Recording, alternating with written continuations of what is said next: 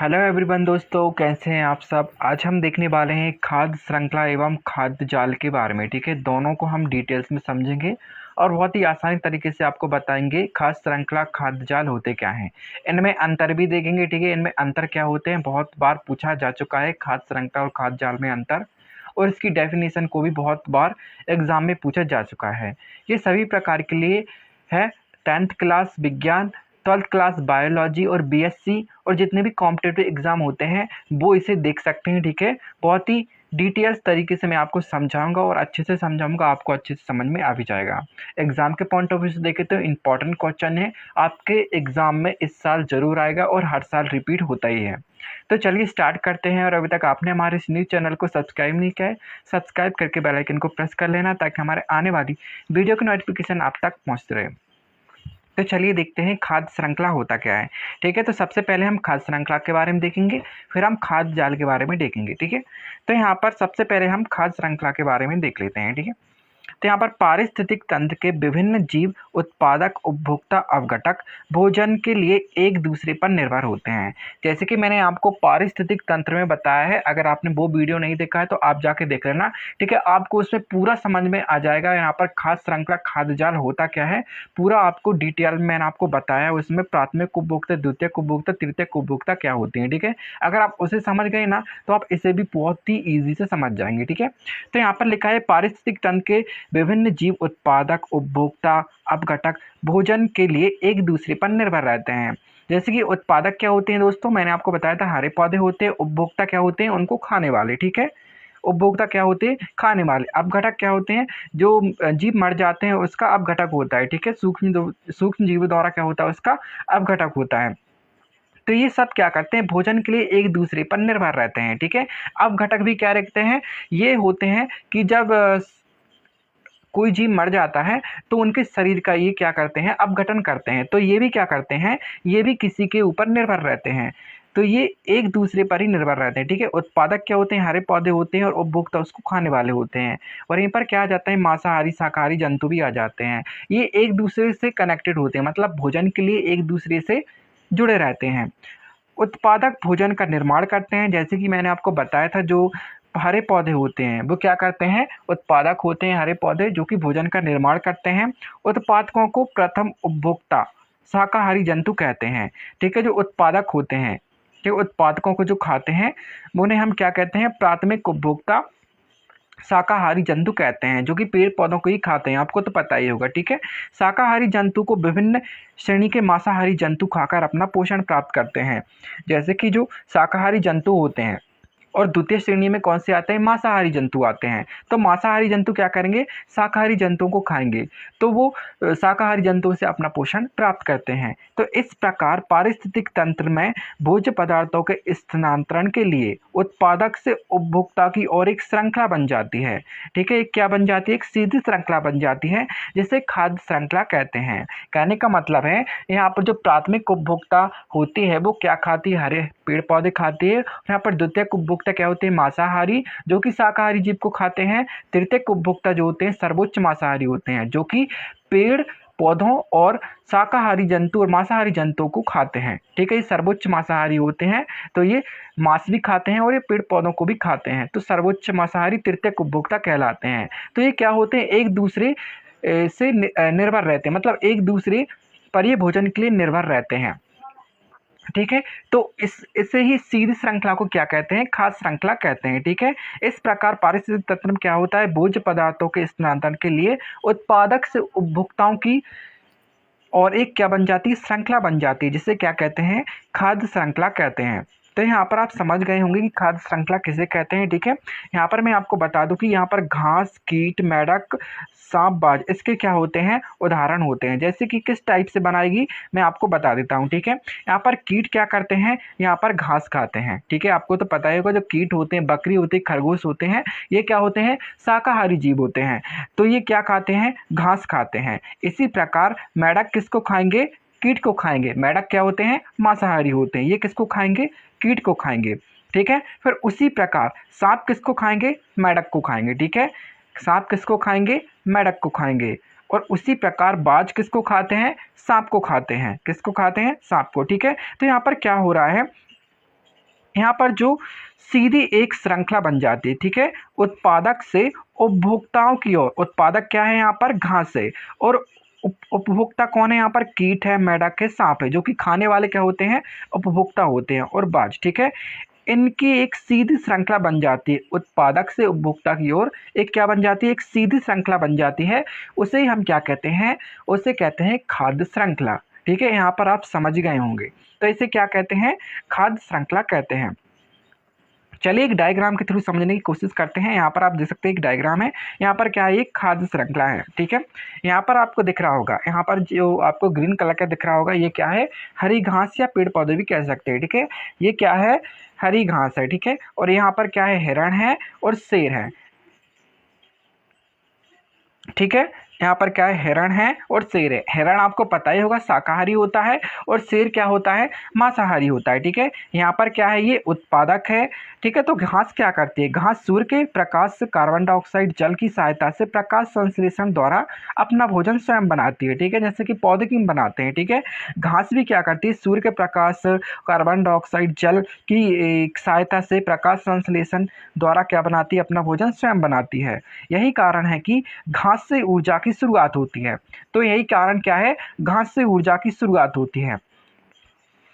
चलिए अब और समझ लेते हैं। अब चलिए हिरण पे आते हैं, ठीक है। हिरण घास को खाता है, तो हिरण क्या करेगा? इस घास को खाएगा, ठीक है। इसलिए यह प्राथमिक उपभोक्ता कहलाती है।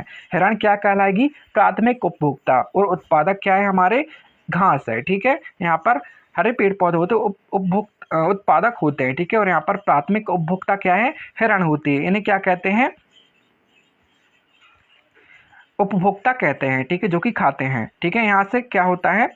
यहाँ से हिरण को ठीक है, हिरण घास को खाता है, ठीक है। हिरण घास को खाता है, इसलिए यह प्राथमिक उपभोक्ता कहलाते हैं। इसे शाकाहारी भी कहते हैं। क्या होते हैं? यहाँ पर मैंने अभी आपको बताया, ये शाकाहारी होते हैं, जो कि हिरण को घास से ऊर्जा प्राप्त होती है, ठीक है। जैसे कि आपको पता ही होगा, यहाँ पर जो घास होती है सूर्य के प्रकाश और कार्बन डाइऑक्साइड जल की सहायता से प्रकाश संश्लेषण द्वारा अपना भोजन बनाती है, ठीक है। तो इसमें क्या होती है? पहले से ही ऊर्जा होती है। अब यहाँ पर इस ऊर्जा को, ठीक है, अब ये जैसे ये हिरण खाएगी, तो इसमें जो घास में ऊर्जा रहेगी, हिरण खाएगी तो हिरण के अंदर भी ये पहुंच जाएगी, ठीक है। तो यहाँ पर हिरण के अंदर भी क्या आ जाएगी? ऊर्जा आ जाएगी, ठीक है। तो हिरण से घास से ऊर्जा प्राप्त होती है। यहाँ पर आप इतना समझ गए होंगे। शेर हिरण को खाता है। अब शेर क्या करेगा?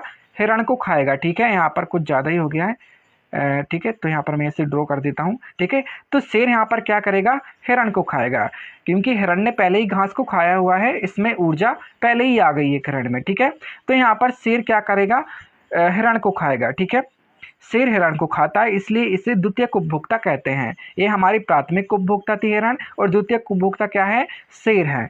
तो ये क्या होता है? मांसाहारी होता है। इसे क्या कहते हैं? मांसाहारी भी कहते हैं। शेर को हिरण से ऊर्जा मिलती है, ठीक है। जैसे कि आपको पता ही होगा, अभी हिरण ने क्या खाई थी? यहाँ पर घास खाई थी। घास में पहले से ही ऊर्जा थी, तो यहाँ पर जैसे ही हिरण ने घास खाई, यहाँ पर हिरण के अंदर ऊर्जा पहुंच गई, ठीक है। अब शेर भी क्या करेगा? हिरण को खाएगा, तो हिरण से ऊर्जा किसमें पहुंच जाएगी? शेर में पहुंच जाएगी। तो यहाँ पर क्या होता है? ऊर्जा का स्थानांतरण होता रहता है एक दूसरे में, ठीक है। तो यहाँ पर क्या होता है? एक ही दिशा में यहाँ पर ऊर्जा का स्थानांतरण हो रहा है, ठीक है। यहाँ पर आप समझ गए होंगे, ठीक है। तो यहाँ पर हम समझ लेते हैं ऊर्जा का प्रभाव इसमें कैसे होता है। जैसे कि ऊर्जा हमेशा सूर्य से पौधों में जाती है, ठीक है। यहाँ पर पौधे या घास में जाती है, फिर शाकाहारी जीव घास को खाएंगे तो शाकाहारी की जीभ में वो पहुँच जाएगी ऊर्जा, ठीक है। फिर मांसाहारी जो शाकाहारी जीवों को खाएंगे तो मांसाहारी जीवों में भी वो ऊर्जा पहुंच जाएगी। तो इसी टाइप से क्या होता है? हर स्तर पर कुछ ऊर्जा ऊष्मा के रूप में भी नष्ट हो जाती है इसमें, ठीक है। तो यहाँ पर हमने क्या सीखा है? तो यहाँ पर हमने देखा है दोस्तों कि यहाँ पर ऊर्जा एक दूसरे में ट्रांसफर होती रहती है, ठीक है। इसलिए क्या होती है? इनको ऊर्जा इस टाइप से मिलती रहती है। तो यहाँ पर इस श्रृंखला में घास उत्पादक, हिरण प्राथमिक उत्पादक, शेर द्वितीयक उपभोक्ता, ऊर्जा एक दिशा में प्रवाहित होती है, ठीक है। तो इसमें ऊर्जा का प्रवाह कैसा होता है? एक दिशा में होता है। तो इस श्रृंखला में घास उत्पादक होते हैं, हिरण प्राथमिक उपभोक्ता होती है, शेर द्वितीयक उपभोक्ता होती है, और ऊर्जा एक दिशा में प्रवाहित होती है। तो यहाँ पर आप समझ गए होंगे। तो यहाँ पर क्या करते हैं? एक सीधी श्रृंखला का ये निर्माण करते हैं। इसको क्या कहते हैं? खाद्य श्रृंखला कहते हैं, ठीक है। तो यहाँ पर आप समझ गए होंगे, ठीक है। तो यहाँ पर आप देख लीजिए, खाद्य श्रृंखला के प्रकार, ठीक है। कभी कभी श्रृंखला के प्रकार भी पूछे जाते हैं खाद्य श्रृंखला के, तो आपको याद होने चाहिए, ठीक है। तो यहाँ पर आप देख सकते हैं परभक्षी खाद्य श्रृंखला। इस प्रकार की खाद्य श्रृंखला हरे पौधों से प्रारंभ होती है और चरने वाले शाकाहारी जंतुओं से होते हुए मांसाहारी जंतुओं तक जाती है। अर्थात इस प्रकार की खाद्य श्रृंखला युक्त पारिस्थितिक तंत्र ऊर्जा हेतु सौर ऊर्जा पर निर्भर होते हैं। जैसे कि यहाँ पर खाद्य श्रृंखला कहाँ से शुरू हो रही है, पौधों से शुरू हो रही है। इसे क्या कहते हैं, परभक्षी खाद्य श्रृंखला कहते हैं, ठीक है। परभक्षी मतलब जो कि चरने वाले जंतु होते हैं, इन्हें खाते हैं, ठीक है। तो इस प्रकार की खाद्य श्रृंखला हरे पौधों से प्रारंभ होती है। जो चरने वाले शाकाहारी जंतु होते हैं जो कि घास को खाते हैं, तो वो वहां तक ये जाती है, ठीक है। फिर ये शाकाहारी, ठीक है, शाकाहारी जंतुओं से होती है मांसाहारी जंतुओं तक पहुंचती है। अर्थात इस प्रकार की खाद्य श्रृंखला के लिए पारिस्थितिक तंत्र हेतु सौर ऊर्जा पर निर्भर होता है, ठीक है। यहाँ पर आप समझ गए होंगे। सेकंड टाइप से इसका परजीवी खाद्य श्रृंखला। यह खाद्य श्रृंखला बड़े जंतुओं से छोटे जंतुओं की ओर जाती है, ठीक है। बड़े जंतुओं से छोटे जंतुओं की ओर जाएगी, ठीक है। यहाँ पर आप समझ गए होंगे। जैसे कि बड़ा जंतु क्या हो गया यहाँ पर, जैसे कि शेर हो गया, और छोटा जंतु क्या होगा, खरगोश हो गया, ठीक है। तो यहाँ पर खरगोश क्या करेगा, शेर क्या करेगा, खरगोश को खाएगा। मतलब यहाँ पर शेर क्या जा रहा है, छोटे जंतु की ओर जा रहा है, मतलब खरगोश की ओर जा रहा है। तो इस टाइप से आप समझ सकते हैं यहाँ पर खाद्य श्रृंखला बड़े जंतुओं से छोटे जंतुओं की ओर जाती है, ठीक है। मृत मृत को जीवी, ठीक है। यहाँ पर मृत जीवी खाद्य श्रृंखला, मृत को जीवी खाद्य श्रृंखला। इसमें क्या होता है दोस्तों, यहाँ पर खाद्य श्रृंखला मृत जीवों से सूक्ष्म जीवों की ओर जाती है। इसमें खाद्य ऊर्जा मृत कार्बनिक पदार्थ से बैक्टीरिया आदि सूक्ष्म जीव की ओर जाती है, ठीक है। यहाँ पर क्या हो जाता है, जो भी यहाँ पर जीव मरता है तो यहाँ पर क्या होता है, सूक्ष्म जीवों द्वारा उसका अपघटन हो जाता है मिट्टी द्वारा, ठीक है। और खाद्य ऊर्जा मृत कार्बनिक पदार्थ से बैक्टीरिया आदि सूक्ष्म जीवों की ओर यहाँ पर जाती है। तो यहाँ पर मृतकों में इस टाइप से खाद्य श्रृंखला का निर्माण होता है, ठीक है। यहाँ पर आप समझ गए होंगे कि खाद्य श्रृंखला होता क्या है, मैंने आपको बता दिया है, ठीक है। तो यहाँ पर क्या होता है दोस्तों, पर किसी भी पारिस्थितिक तंत्र में उपभोक्ता, ठीक है, जो उत्पादक उपभोक्ता अपघटक भोजन के लिए एक दूसरे पर निर्भर होते हैं, ठीक है। उत्पादक भोजन का निर्माण करते हैं। उत्पादक को प्राथमिक उपभोक्ता शाकाहारी जंतु, और जो मांसाहारी जंतु होते हैं शाकाहारी जंतु को खाते हैं। इसी प्रकार क्या होता है, भोज्य पदार्थों का स्थानांतरण होता रहता है और एक दूसरे में ऊर्जा यहाँ पर पहुँचती रहती है। तो यहाँ पर क्या बन जाती है, एक चैन जैसी संरचना बन जाती है, उसे क्या कहते हैं, खाद्य श्रृंखला कहते हैं। चलिए अब खाद्य जाल को देख लेते हैं, ठीक है। ठीक है, खाद्य जाल होता क्या है, यहाँ पर आप देख सकते हैं, यहाँ पर आपको दिख रहा होगा, अधिकांश पारिस्थितिक तंत्र में अनेक प्रकार के उत्पादक एवं उपभोक्ता होते हैं। इस प्रकार से कई खाद्य श्रृंखला एक दूसरे से संबंधित होती है तथा एक प्रकार का जाल सा बना लेती है, जिसे क्या कहते हैं, खाद्य श्रृंखला कहते हैं। इसमें भी वही बात आ जाएगी, ठीक है। अधिकांश जो पारिस्थितिक तंत्र में अनेक प्रकार के जो जीव होते हैं, जैसे कि पेड़ पौधे होते हैं और जीव, ठीक है। वो उत्पादक क्या होते हैं, मैंने अभी आपको बताया था, हरे पौधे घास होती है, ठीक है। उपभोक्ता क्या होते हैं, इनको खाने वाले होते हैं, मांसाहारी या शाकाहारी जंतु, ठीक है। तो इससे क्या हो जाता है दोस्तों, अधिकांश पारिस्थितिक तंत्र में अनेक प्रकार के उत्पादक एवं उपभोक्ता होते हैं। इस प्रकार से क्या होता है, कई खाद्य श्रृंखला एक दूसरे से संबंधित होती है, मतलब ये एक दूसरे पर भोजन के लिए निर्भर रहती हैं। तो एक प्रकार का जालसा बना लेती हैं, जिसे हम क्या कहते हैं, खाद्य श्रृंखला कहते हैं। जैसे कि दोस्तों मैं यहाँ पर आपको बता दूं कि यहाँ पर खाद्य जाल में थोड़ा डिफरेंस होता है, ठीक है। यहाँ पर ये जटिल टाइप की संरचना होती है। मैं आपको यहाँ पर एक चीज़ समझा देता हूँ। चलिए दोस्तों, इसे उदाहरण के थ्रू समझने की कोशिश करते हैं। यहाँ पर मैंने डायग्राम लिया है, ठीक है। यहाँ पर आप देख सकते हैं, सबसे पहले हम यहाँ पर देखेंगे, यहाँ पर आपको हरी घास दिख रही होगी। ये क्या होते हैं, उत्पादक होते हैं। क्या होते हैं, ये उत्पादक होते हैं। अभी मैंने आपको बताया था, घास सूर्य की ऊर्जा से भोजन बनाते हैं। इसे कई जीव खाते हैं, जैसे कि खरगोश हो गया और चूहा हो गया, ये दोनों ही क्या खाते हैं, घास को खाते हैं, ठीक है। अब खरगोश और चूहा घास को खाएंगे तो इन्हें क्या कहेंगे हम, शाकाहारी प्राथमिक उपभोक्ता कहते हैं। ये पौधों को खाते हैं, ठीक है। ये क्या करते हैं, पौधों को खाते हैं। अब इन दोनों को आगे, ठीक है, अब इन दोनों को आगे मतलब खरगोश और चूहा को आगे कौन खाएंगे, सांप और उल्लू खाते हैं। मतलब यहाँ पर आप देख रहे होंगे, इन दोनों को आगे कौन कौन खाएंगे, सांप और उल्लू खाएंगे। इससे ये भी खाएगा, ठीक है। यहाँ पर आप देख रहे होंगे, ठीक है, यहाँ पर सांप उल्लू दोनों खाते हैं। और यहाँ पर इसको चूहे को भी सांप खा लेता है, ठीक है। तो यहाँ पर दोनों आगे क्या करेंगे, यहाँ पर सांप और उल्लू दोनों को खाते हैं, मतलब खरगोश को भी खाएंगे और चूहे को भी खाएंगे, ठीक है। तो यहाँ पर क्या है, सांप और उल्लू मांसाहारी हैं, ठीक है। तो यहाँ पर आप देख सकते हैं, यहाँ से ही जाल सा बनने लगता है, एक से कई दिशाओं में ऊर्जा का प्रवाह होता है, ठीक है। यहाँ से क्या बनने लगता है, एक टाइप से जाल बनने लगता है, मतलब यहाँ पर उल्लू दो स्रोत मतलब दो भोजन पर यहाँ पर निर्भर है, मतलब यहाँ पर ये खरगोश भी खा सकता है और यहाँ पर ये चूहा भी खा सकता है, ठीक है। इसके पास दो दो ऑप्शन है। अब यहाँ पर सांप के पास भी दो दो ऑप्शन है, जैसे कि यहाँ पर खरगोश भी खा सकता है और ये चूहा भी खा सकता है, मतलब इसके पास भी दो ऑप्शन है, ठीक है। तो यहाँ पर क्या हो रहा है दोस्तों, एक जाल सा बन रहा है, ठीक है, आपको दिख रहा होगा, ठीक है। मैं आपको एक बार और अच्छे से समझा देता हूँ। यहाँ पर आप देख सकते हैं, यहाँ पर उल्लू इसे भी खा सकता है और इसे भी खा सकता है, ठीक है। सांप खरगोश को भी खा सकता है और चूहा को भी खा सकता है। यहाँ पर क्या बन रहा है, एक जाल सा बन रहा है, ठीक है। क्या बन रहा है, एक जाल सा बन रहा है। चलिए, तो यहाँ से ही क्या होता है, कई दिशाओं में ऊर्जा का प्रवाह होता है, ठीक है। यहाँ पर जो खरगोश और चूहे ने जो घास खाई थी, इनमें ऊर्जा पहले से ही थी। अब यहाँ पर जो उल्लू और सांप इन दोनों को खाएंगे तो इनको अंदर भी क्या पहुँच जाएगी, ऊर्जा पहुँच जाएगी। मतलब यहाँ से ही क्या होता है, एक से कई दिशाओं में यहाँ पर ऊर्जा पहुँचने लगती है।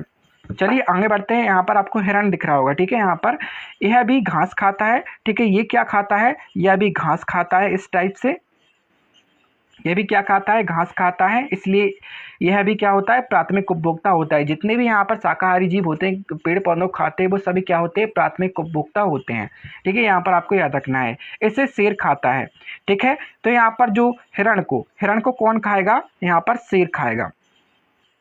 इसे कौन खाएगा, शेर खाएगा, ठीक है। यहाँ पर आप समझना, तो इसे कौन खाएगा, शेर खाएगा। इस तरह हिरण एक अलग शाखा बनाता है, मतलब यहाँ पर हिरण क्या बना रहा है, यहाँ पर एक अलग शाखा बना रहा है, ठीक है। चलिए अब सांप को देख लेते हैं, ठीक है। यहाँ पर सांप, यह द्वितीयक उपभोक्ता खरगोश चूहे को खाता है, इसे बाज खा सकते हैं, ठीक है, सांप को, ठीक है। जैसे कि मैंने अभी आपको बताया था, सांप किसे खाता है, खरगोश और चूहे को पहले इसने खा लिया है। अब बारी आई किसकी, सांप की, ठीक है। तो सांप को कौन खा सकता है, तो आपको पता ही होगा सांप को कौन खा सकता है, बाज खा सकता है, ठीक है। सांप को बाज खा सकता है। तो बाज का है, यहाँ पर मांसाहारी जीव है, ठीक है। उल्लू और बाज ये शीर्ष उपभोक्ता है, ये खास श्रृंखला के सबसे ऊपरी स्तर हैं। यहाँ पर आपको सबसे ऊपर दिख रहा होगा, क्या है, ये शीर्ष उपभोक्ता है, उल्लू और बाज। ये सांप चूहा खरगोश, ठीक है, सांप चूहा खरगोश दोनों को खा सकता है, ठीक है। सांप क्या करता है, चूहा और खरगोश दोनों को खा सकता है। तो यहाँ पर आप समझ गए होंगे, ठीक है। तो अब बाकी बचा, अब क्या बचा है, फंजाई, ठीक है। अब यहाँ पर क्या होता है, यहाँ पर विघटक होता है। यहाँ पर इसका क्या होता है, विघटक होता है जब कोई जीव मर जाता है, ठीक है। मान लो यहाँ पर खरगोश या चूहा में से कोई और भी जीव मर सकता है, ठीक है। कोई जीव मर जाता है तो कवक उसे सड़ाकर मिट्टी में पोषक तत्व बनाता है। ये कवक उसे क्या करता है, सड़ा देता है, यहाँ पर फंजाई, और मिट्टी में क्या बन जाता है, पोषक तत्व यहाँ पर बनता है। इन्हीं पोषक तत्वों से फिर से घास को पोषण मिलता है। इन्हीं पोषक तत्वों से क्या होता है, जो पेड़ पौधे होते हैं, घास होती है, उनको क्या मिलता है, यहाँ पर पोषण मिलता है, जिससे वो बढ़ते हैं, ठीक है। तो इससे हमने क्या सीखा दोस्तों की खास श्रृंखला होती क्या है, इस प्रकार का यह जैविक पुनर्चक्रण पूरी तरह होता है और प्रकृति में कोई भी जीव अकेला नहीं रहता है, सब एक दूसरे से कनेक्टेड होते हैं, मतलब जुड़े रहते हैं। यदि एक जीव यहाँ पर समाप्त हो जाए तो दूसरा जीव ऊर्जा का विकल्प बना सकता है। मतलब यहाँ पर जैसे मैंने आपको बताया था, यहाँ पर सांप, ठीक है, मान लो यहाँ पर खरगोश मर गया तो यहाँ पर सांप के पास एक और विकल्प है चूहे का खाने का, ठीक है, ये चूहे को भी खा सकता है। तो यहाँ पर क्या होता है दोस्तों, यहाँ पर खाद्य जाल टूटता नहीं है, ठीक है, यहाँ पर खाद्य जाल टूटता नहीं है, यहाँ पर बना रहता है, यहाँ पर, क्योंकि उसके पास दूसरा ऑप्शन भी होता है। अगर खाद्य श्रृंखला में से अगर एक ही जीव, मतलब एक जीव वहाँ पर मर जाए तो वहाँ पर क्या होता है, वहाँ श्रृंखला टूट सकती है, लेकिन यहाँ पर नहीं टूट सकती। इसलिए क्या कहते हैं, इस टाइप की श्रृंखला को जटिल श्रृंखला कहते हैं, जो कि बहुदशकीय भी कहलाती है। मतलब यहाँ पर बहुत सारे जीवों से होते हुए यहाँ पर ऊर्जा का पथ गुजरता है, ठीक है। मतलब यहाँ पर एक से अधिक, ठीक है, एक से अधिक जीवों में यहाँ पर ऊर्जा जाती है, ठीक है। तो यहाँ पर आप समझ गए होंगे, यहाँ पर खास श्रृंखला होती क्या है, यहाँ पर क्या बन जाता है, एक जाल सा बन जाता है। यहाँ पर जीव एक दूसरे से क्या रहते हैं, निर्भर रहते हैं। यहाँ पर एक जीव दो जीवों पर निर्भर रहता है, ठीक है। तो इस टाइप से क्या बन जाता है, एक खाद्य जाल सा बन जाता है, जिसे हम क्या कहते हैं, खाद्य जाल कहते हैं। तो यहाँ पर आप समझ गए होंगे। चलिए दोस्तों, आप खाद्य श्रृंखला एवं खाद्य जाल में अंतर देख लेते हैं। इंपॉर्टेंट है एग्जाम के पॉइंट ऑफ व्यू से, ये हर साल आपके 2 नंबर में आता है, ठीक है। इसमें अंतर आपको अच्छे से करना है, ठीक है। तो यहाँ पर सबसे पहले हम देख लेते हैं खाद्य श्रृंखला। जीवों की वह श्रृंखला जो भोजन के आधार पर एक दूसरे से संबंधित रहती है, ठीक है। जैसे कि मैंने आपको बता ही दिया था, ठीक है। यहाँ पर जो हिरण होती है घास पर निर्भर रहती है, हिरण घास को खाती है, ठीक है।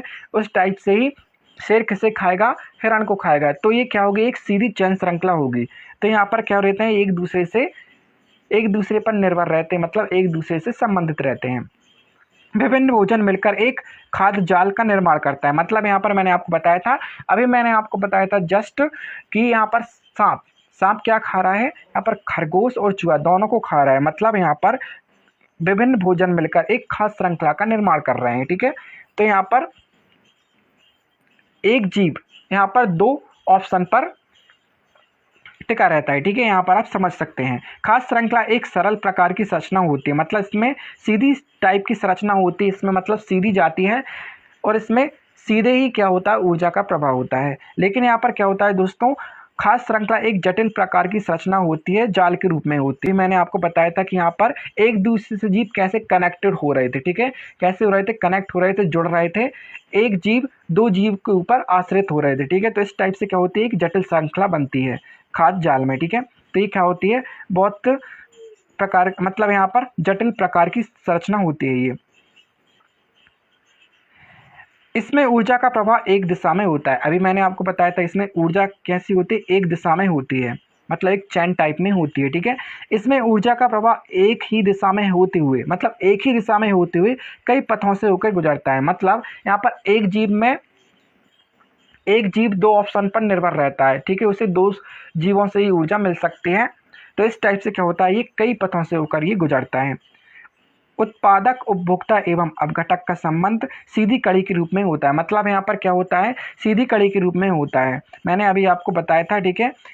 यहाँ पर आप देख लीजिए, यहाँ पर क्या हो रहा है, घास, कीट, मेढक, यहाँ पर क्या हो रहा है, एक सीधी श्रृंखला बना रहे हैं। तो मतलब ये सीधी कड़ी के रूप में होते हैं, ठीक है। अब यहाँ पर खाद्य जाल में क्या होगा, इसमें उत्पादक, उपभोक्ता, अपघटक का संबंध जाल के रूप में होता है। मतलब यहाँ पर क्या करते हैं, वो एक टाइप का जाल सा बना लेते हैं। तो यहाँ पर क्या होता है दोस्तों, खाद्य श्रृंखला एवं खाद्य जाल में अंतर यहाँ पर मैंने आपको समझा दिया है। तो आज हमने क्या देखा, खाद्य श्रृंखला और खाद्य जाल की डेफिनेशन। यहाँ पर खाद्य श्रृंखला के हमने टाइप्स भी देखे, ठीक है। यहाँ पर हमने आपको डायग्राम के थ्रू बहुत ही अच्छे से समझा दिया, आप इसे अच्छे से अपने एग्जाम में लिख के आ सकते हैं, ठीक है। और यहाँ पर खाद्य श्रृंखला खाद्य जाल में अंतर भी हमने समझ लिया, इसे देख लिया, ठीक है। अगर आपको दोस्तों वीडियो अच्छा लगा तो चैनल को सब्सक्राइब जरूर करना, और अगर आप टेलीग्राम से जुड़ना चाहते हैं तो लिंक मैंने डिस्क्रिप्शन बॉक्स में दे दिया, आप जाकर जुड़ जाना। और जो भी क्वेश्चन है आप कमेंट बॉक्स में पूछ सकते हैं, ठीक है। अगर आपको वीडियो अच्छा लगा हो तो कमेंट बॉक्स में जरूर बताना।